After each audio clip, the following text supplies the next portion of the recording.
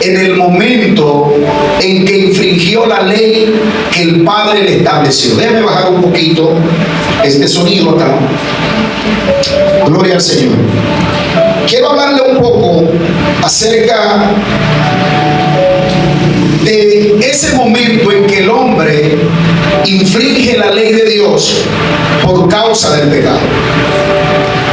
Donde nosotros acabamos de leer, la Biblia está hablando acerca de una victoria que le ha dado Jesucristo a la humanidad.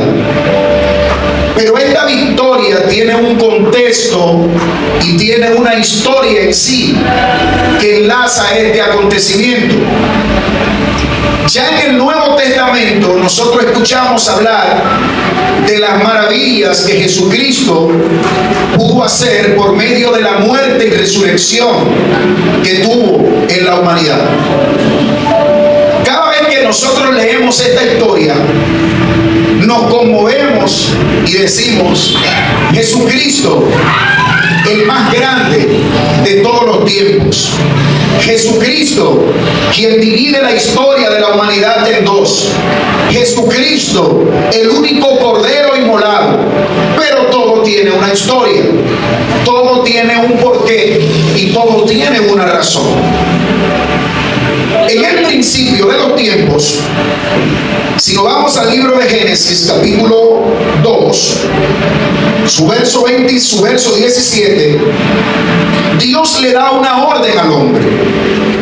Y la orden que Dios le da al hombre es la siguiente: de todo árbol que haya en el huerto del Edén podrás comer, pero del árbol de la ciencia del bien y el mal no puedes comer, porque el día en que comas de ese árbol morirás. Inmediatamente Dios está dando una orden, está estableciendo un mandato para que el hombre pueda cumplir lo que él estableció. Mucha gente dice: quien tiene la culpa del pecado es Satanás. Pero si le digo algo a usted que no es así, en parte claro que él es culpable, pero a quien Dios le dio el mandato fue al hombre. A quien Dios le dijo que no comiera del árbol fue al hombre. Y el hombre desobedeció el mandato que Dios le dio.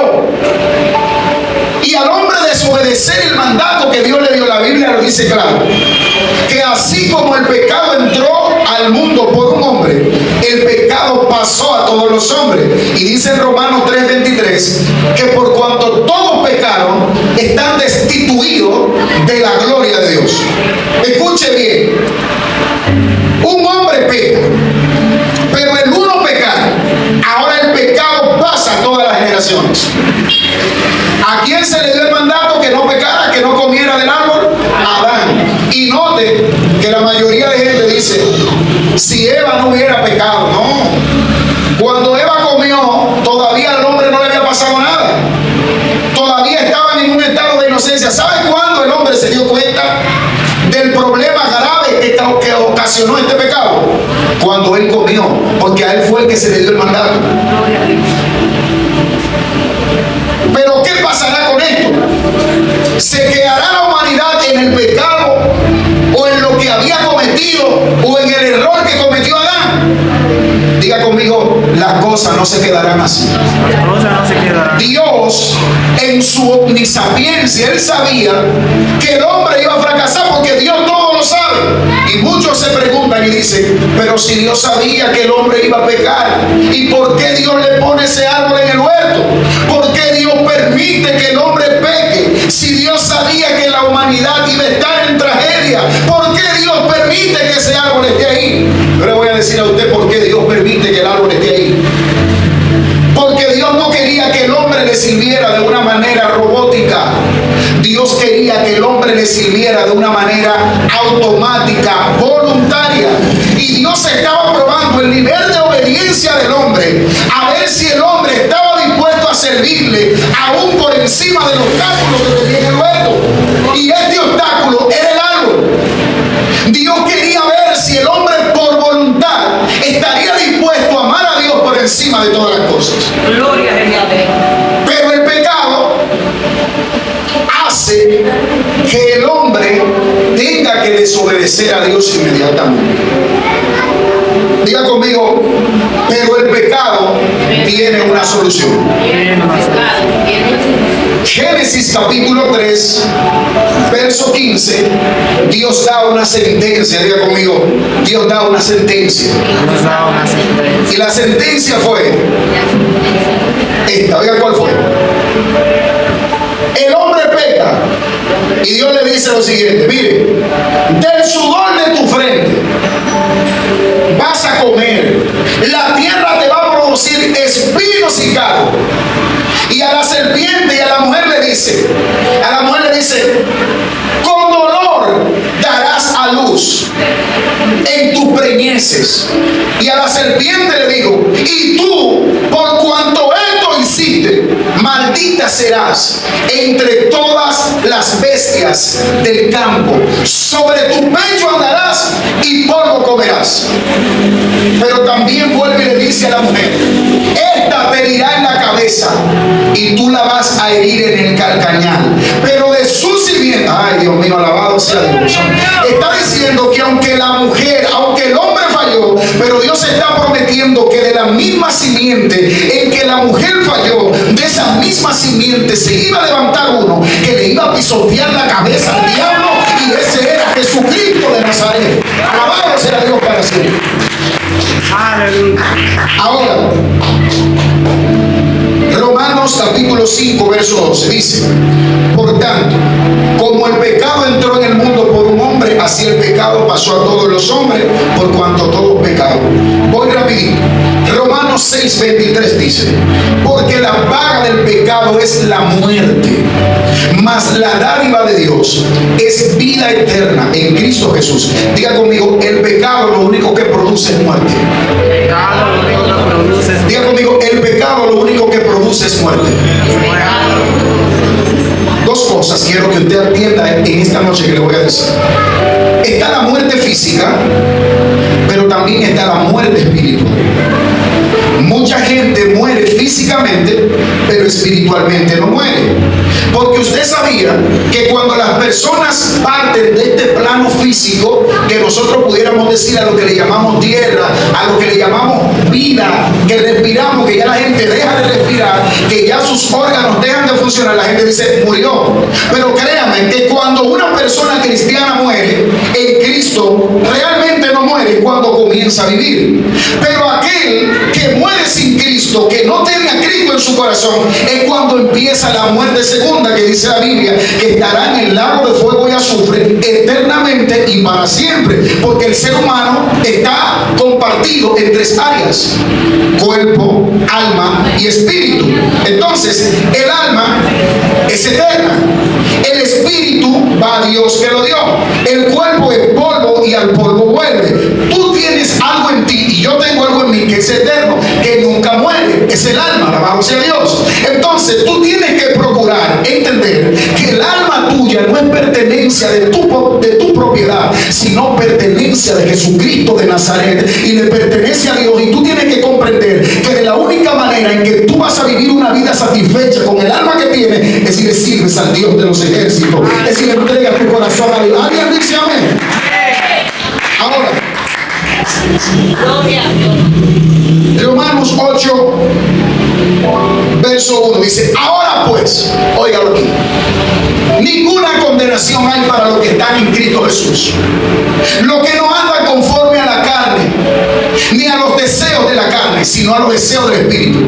Dice que no hay condenación para los que están en Cristo Jesús. Se supone que el que no vive según la voluntad del Espíritu está bajo condenación. Está bajo la condenación. Pero el que vive en el Espíritu y para el Espíritu, dice que para él no hay condenación. ¿Está conmigo aquí? Amén. Entonces, ahora, después que Cristo muere y el hombre confiesa a Jesucristo, ya no hay condenación para él. Ya no hay condenación porque Cristo es el que murió.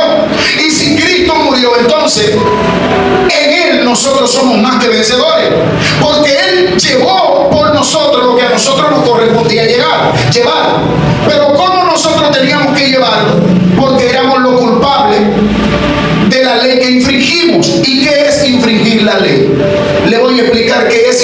la ley. Infringir la ley significa violar o no cumplir con las normas y regulaciones establecidas por la autoridad competente. Cuando se infringe la ley, pueden aplicarse sanciones. Cuando una persona infringe, está diciendo: yo no soy capaz de obedecer la ley que se me estableció. Y yo te lo voy a explicar. Hay un caso muy reciente del que nosotros pudiéramos hablar y pudiéramos tratar. Hay un pelotero muy joven de las Grandes Ligas, conocido como Wander Franco. De hecho, yo llegué a jugar pelota con Wander Franco.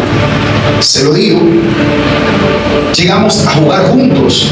Yo no llegué a ser profesional en la pelota. Un muchacho con mucho talento. Pero las leyes están establecidas. A veces la gente considera que tener éxito es tener dinero. A veces la juventud, cuando no tiene un asesor o alguien que le pueda ayudar, tanto dinero hace que el orgullo, las personas le crezca una soberbia y le crezca una idea de que son superiores a los demás. No digo que ese sea el caso de este muchacho, porque es un joven que apenas tiene 21 o 22 años. Pero él infringe la ley de una manera que está establecida.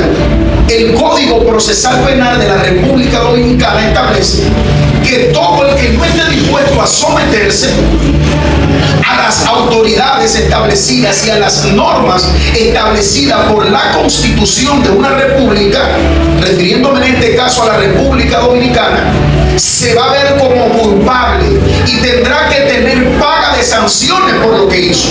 Él viola un código que está establecido, y es que el abuso de los menores en la explotación sexual, que fue lo que pasó con la mamá de la muchacha. La muchacha tiene apenas 15 años, ella está recibiendo dinero por causa de esta muchacha, pero están infringiendo la ley. ¿Qué pasa? Que al ella infringir la ley, ahora la ley es capaz de dictar una sentencia por el acto que ella cometió. ¿Y cuál fue el acto? Explotación de menores. ¿Y saben cuánto le sale ese acto que ella hizo? 10 años de cárcel. Simplemente por infringir una ley que estaba establecida. Pero el pelotero ya tiene casi 3 años fuera de la MLB. Uno de los futuros más brillantes de toda República Dominicana. ¿Por qué? Porque infringieron la ley. ¿Por qué le hago esta historia? Porque nosotros leímos donde la palabra dice en el libro de Colosenses, capítulo 2, verso 14, ya para concluir, hablando, el apóstol dice, hablando el acta de los decretos que había contra nosotros, que nos era contraria. Pero cuando yo analicé la palabra decreto, logré entender que la palabra decreto tiene que ver con prescripción, sentencia, norma y algunas otras cosas establecidas. Pero la palabra que más me agradó fue la sentencia. Un decreto es una sentencia. Cuando alguien lo puede sentenciar, y cuando tú le preguntas, ¿a cuánto lo sentenciaron? No, a 30 años. ¿Y qué hizo? No, el hombre asesinó a su esposa. Fue sentenciado a 30 años. Le dan una sentencia. El juez, por el código que tiene, no es que el juez lo está haciendo simplemente porque tenga autoridad, es porque el juez tiene un papel que le legaliza que esa persona tiene que pagar por lo que cometió. Y de hecho la misma Biblia lo dice en Romanos 13: sométase a toda autoridad, porque las autoridades que hay establecidas son por Dios. ¿Qué pasa si usted pasa por el de un amén y no tiene el casco? Le ponen una multa. ¿Qué pasa si usted camina y no tiene la licencia? Pueden hasta quitarle el vehículo. ¿Qué pasa si usted pasa un semáforo en rojo? Puede hacer que a usted lo choque. Pero también, si usted no se somete a las autoridades establecidas, usted corre con el peligro de que a usted lo puedan meter preso. Pero en este caso, yo no te estoy hablando de una ley simplemente universal. Yo te estoy hablando de la ley espiritual establecida por Dios. Dice que había una sentencia y un acta de unos decretos. Esa acta de los decretos la tenía Satanás en sus manos por causa del que el hombre infringió la ley de Dios. Y él la tenía ahí en la mano. Y dice que esa acta, al él tenerla en la mano, decía: ellos son culpables por lo que cometieron. Ellos son culpables por el acta de los pecados que hicieron. Yo tengo aquí la sentencia. Pero oiga qué pasó cuando Cristo viene y muere. Cuando Cristo viene y muere, dice la Biblia, yo siento la presencia de Dios, dice, anulando el acta de los decretos que había contra nosotros, que nos era contraria, dice, quitándola del medio y clavándola en la cruz, y dice, despojando a los principados y a las potestades, los exhibió públicamente, triunfando sobre ellos en la cruz. ¿Saben qué es lo que está diciendo? La muerte de Cristo en la cruz del Calvario está haciendo que la sangre del Cordero inmolado, que no infringió la ley, sino que la cumplió, él vivió según la ley. Él está muriendo en la cruz, pero está muriendo un hombre que no es culpable, está muriendo un hombre que es inocente, y por ende, si él es inocente, no puede la ley darle pena de muerte, porque no puede morir. El hombre es inocente, fue el único cordero perfecto, inmolado y sin mancha, que nunca pecó. ¿Y sabe qué pasó? Que cuando el hombre peca, cuando el hombre muere, alabado sea Dios, en la cruz del Calvario, el enemigo está esperando que ese hombre se quede muerto, pero la muerte no lo puede retener, porque él es el dador de la vida. Ay, ay, ay, ay, ay. Él es el dador de la vida, y no podía la misma muerte dejarlo ahí. Ahora, a Satanás le sorprende esto. Hay uno que se levantará y le va a herir la cabeza. No fue donde leímos en Génesis. ¿Y qué dice la Biblia cuando Jesús murió? ¿Sabe qué dice la Biblia? Que el velo del templo se rasgó en dos. ¿Sabe qué simboliza el velo?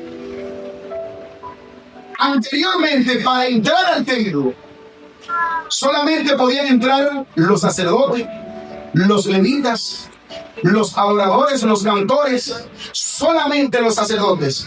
Pero con el velo romperse, ¿saben qué Jesús está diciendo? Ahora todo el mundo tiene acceso a entrar a mi presencia. De hecho, a la mujer samaritana, y se lo digo, la mujer samaritana dijo: mira, nuestros padres nos enseñaron que es en este monte, y a otros dicen que es en Jerusalén. Y Jesús le dijo: mujer, créeme que la hora viene, y ahora es cuando los verdaderos adoradores adorarán al Padre en espíritu y en verdad. Jesús está diciendo: mira, ni en este monte, ni en Jerusalén, sino donde estén ubicados, Él dijo: alabado sea Dios para siempre. Gloria. Él no se limita a un lugar, a un espacio, a una esquina. Señores, Jesús es todo. La Biblia dice que toda la tierra está llena de su gloria. Toda la tierra. No es Jerusalén, no es Israel, como dice la gente, no es la catedral de cristal, no es el River Church, no es allá en Ezequiel Molina, no es allá donde Marco Yaroye, no es allá donde Juan Carlos Carga. La Biblia dice: toda la tierra está llena de su gloria. Y te estoy diciendo que este lugar también está lleno de su gloria, está lleno de su gracia, está lleno de su poder. Alguien dice amén. Si él anuló esa acta de los decretos, porque por tu causa y por la mía nosotros nos correspondía morir, si nosotros infringimos la ley por nuestros pecados. Pero te leí lo que dice en Romanos 8:1. Reina, ninguna condenación hay para los que están en Cristo Jesús.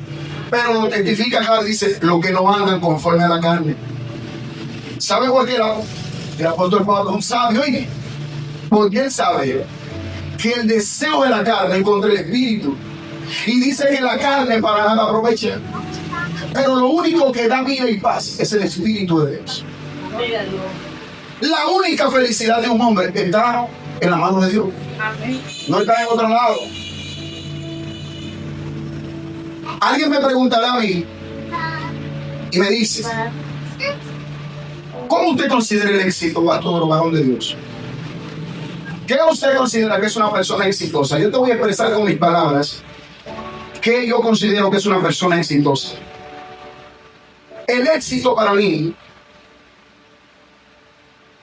es mantenerse en la voluntad de Dios.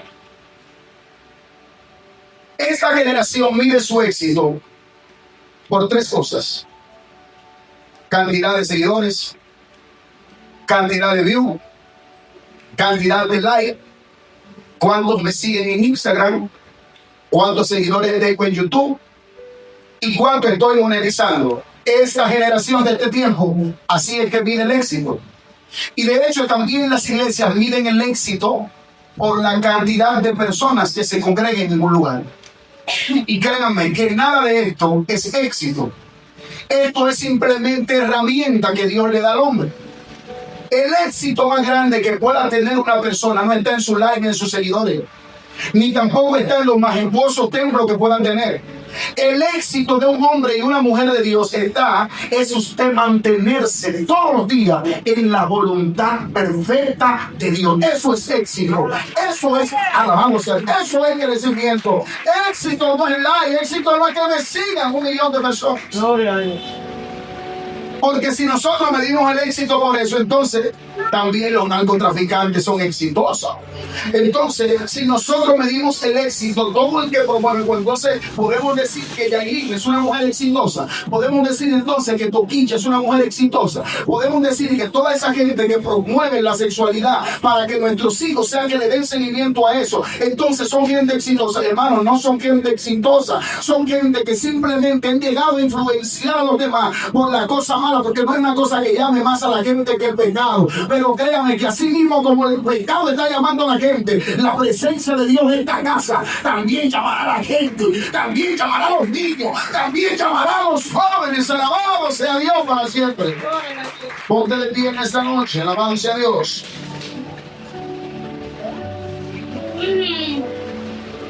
Quiero que ustedes sepan, todos los que están aquí, que Jesús arregló el arca de los decretos que había contra nosotros. Y he repetido mucho esta palabra: infringir la ley. Nosotros sí la infringimos. Nosotros sí éramos culpables por lo que cometimos. Pero ahora en Cristo Jesús, nosotros somos libres y somos justificados por Jesús. No por nosotros, es por Jesús. Y todo el que ha entendido esto, nada lo detiene muy fácil. Porque sabe que su dependencia no está ni siquiera por lo que pueda decir otra persona o por lo que pueda creer otra persona. Su dependencia está en Jesucristo de Nazaret. Amén. Amén. Que Dios te bendiga en esta noche. Amén. Dale un aplauso al Señor. Aleluya.